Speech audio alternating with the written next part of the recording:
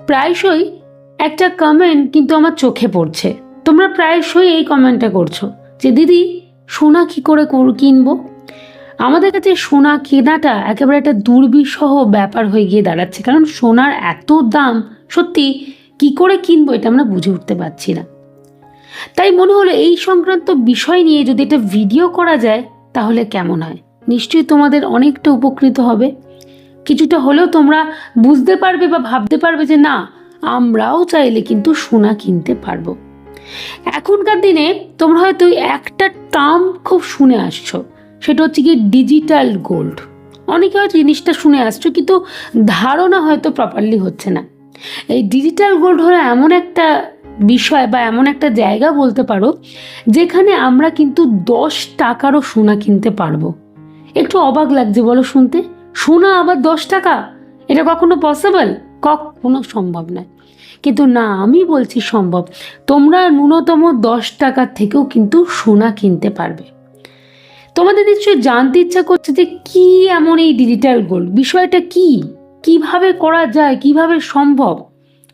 এই digital গোল্ডে invest করার জন্য আমাদের জাস্ট হাতে একটা মোবাইল ফোন থাকলেই যথেষ্ট।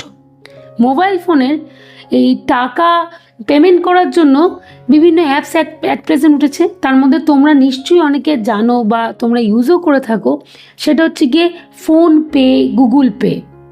এই গুগল পে হচ্ছে গিয়ে গুগলের একটি অ্যাপ। আমরা কিন্তু গুগল পের মাধ্যমে সোনা কিনতে পারি এবং সোনাকে বিক্রিও করতে পারি। ঠিকই শুনছো, আর সেটা একেবারে হাতের মুঠোয়, মানে বাড়িতে বসে সুন্দরভাবে আমরা কিন্তু এই কাজটা করতে পারি। যারা অল্প অল্প ছোট ছোট করে সঞ্চয় করতে চাইছো তাদের তো বলতে পারো এটা হচ্ছে একটা সম্পদের খনির মতো, তাদের জন্য ভীষণ ভালো একটা অপরচুনিটি, আমি এইটুকু তোমাদেরকে চ্যালেঞ্জ দিয়ে বলতে পারি। তাহলে নিশ্চয়ই তোমাদের জানতে ইচ্ছা করছে যে কিভাবে আমরা এখানে ইনভেস্ট করবো, বা বিষয়টাকে যদি একটু ডিটেলসে বলা হয় তাহলে নিশ্চয়ই হয়তো অনেকটা উপকৃত তোমরা হবে। তাই আমি তোমাদেরকে উদাহরণ সহযোগে যতটা সম্ভব ডিটেলসে বোঝানোর চেষ্টা করছি। এই ডিজিটাল গোল্ডের জন্য আমি তোমাদেরকে শুরুতেই বললাম যে গুগল পে এই অ্যাপসটাকে কিন্তু আমরা ইজিলি বেছে নিতে পারবো। ধরো তুমি গোটা মাসে 650 টাকা মতো তুমি সঞ্চয় করে উঠতে পেরেছো, তোমার সংসার থেকে বাঁচিয়ে সেই অ্যামাউন্টটা হয়ে গেছে 650 টাকা, এবং এই 650 টাকার তুমি সোনা কিনবে বলে ঠিক করছো। এর জন্য কি করব, গুগল পে অ্যাপসটাকে আমরা ওপেন করব এবং সেখানে দেখবে তোমরা গোল্ড লকার, ভালো করে মন দিয়ে শোনো, গোল্ড লকার বলে একটা অপশান আছে। সেই অপশানটাকে তোমরা ক্লিক করবে। যেই মোমেন্টে ক্লিক করবে সেখানে তুমি তোমার অ্যামাউন্টটা দিচ্ছ, পুট করছো, মানে তুমি ধরো 650 টাকার সোনা কিনতে চাইছো, 650 পুট করলে এবং যথারীতি পেমেন্ট করে দিলে, তোমার ব্যাংক থেকে টাকাটা কেটে নিল। যেই মুহূর্তে ব্যাংক থেকে তোমার টাকাটা কেটে নিল তখনই তুমি লক্ষ্য করে দেখবে গোল্ড লকারে তোমার কিন্তু সোনাটা কেনা হয়ে গেল। সেটা তুমি যত মিলিগ্রাম সোনা কিনলে, এমনকি যত গ্রাম অবধি কিনলে, সঙ্গে সঙ্গে সেটা কিন্তু তোমাকে শো করে দেবে যে তুমি এতটুকুনি সোনা কিনতে পেরেছো।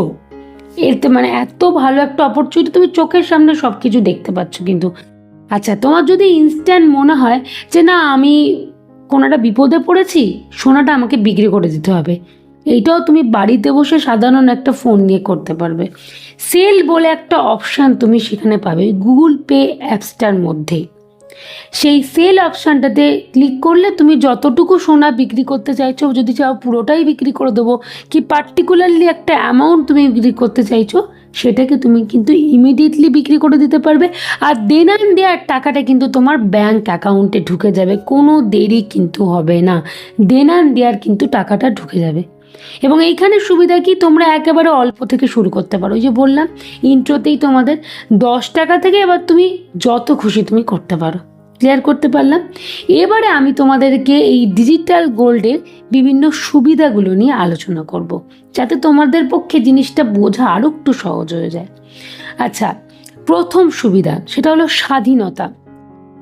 সোনা কেনা মানেই আমাদের মনে হয়ে থাকে যে অনেক টাকার, হয়তো 20,000, 50,000, 1 লাখ টাকার, কি গ্রাম অনুযায়ী ধরতে গেলে 10 গ্রাম, অনেক গ্রামের সোনা কিনতে হবে, না এমনটা কিন্তু এখানে নয়।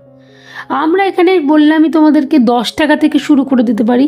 তোমার যেইটা সুবিধা, তোমার পক্ষে যেটা পসিবল, তুমি সেইটুকুখানি কিন্তু ইনভেস্ট করতে পারবে, মানে সোনাটাকে তুমি কিনতে পারবে। তাই এটা তোমার স্বাধীনতা, ক্লিয়ার করতে পারলাম। দ্বিতীয়ত সেটা হচ্ছে বিশুদ্ধতা। এই ডিজিটাল গোল্ড কিন্তু পুরোপুরি বিশুদ্ধ। এইখানে 99.9% বিশুদ্ধ সোনা পাওয়া যায়, এমনকি এটা কিন্তু 24 ক্যারেট গোল্ড, কোনো রকম কারচুপি কিন্তু এখানে হয় না। 3 নম্বর পয়েন্ট, সুরক্ষা।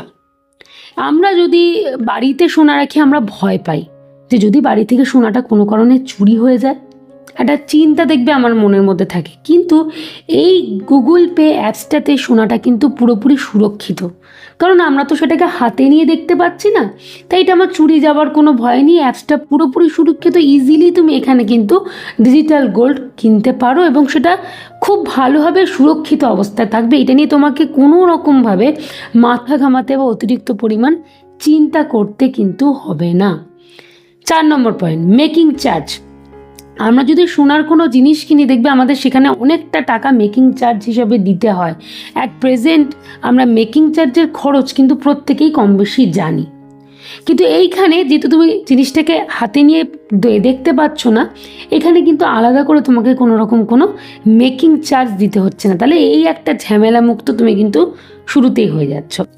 5 নম্বর পয়েন্ট হচ্ছে কি, এটা ইজিলি অ্যাক্সেসেবল, মানে তুমি যখন খুশি এটাকে কিনতেও পারো আবার বিক্রিও করে দিতে পারো, সবটাই তোমার হাতের মধ্যে। কোনো বিপদে পড়লে তুমি এক্ষুনি বিক্রি করে দিলে, বা দেখলে তো দামটা বেড়েছে, তুমি পার্টিকুলারলি কিছু অ্যামাউন্টের সোনাটাকে বিক্রি করলে, কারণ তাতে তুমি একটু লাভ করতে পারলে, মানে প্রফিটের মুখ দেখতে পারলে, এবং সেটা কিন্তু ইজিলি তোমার ব্যাংক অ্যাকাউন্টে টাকাটা ঢুকে যাচ্ছে। তাহলে সুবিধাগুলো বুঝতে পারলে তো, কত কিন্তু সুবিধা এখানে লুকিয়ে রয়েছে। এবং এখানে আমি আর একটা গুরুত্বপূর্ণ কথা তোমাদেরকে বলে দিতে চাই, এখানে কিন্তু 3% জিএসটি দিতে হয়।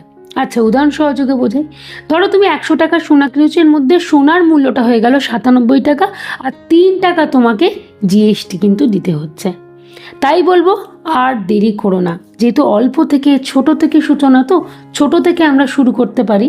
তাই ডিজিটাল গোল্ড নিয়ে আমার মনে ভাবার সময় এসছে, আর প্রত্যেকেই চাইলে এইটা তোমরা করতেই পারবে, কোনো শক্ত ব্যাপার নয়। আমি চেষ্টা করলাম তোমাদেরকে যতটা সহজভাবে বোঝানো যায় সেইটুকু চেষ্টা কিন্তু আমি করলাম।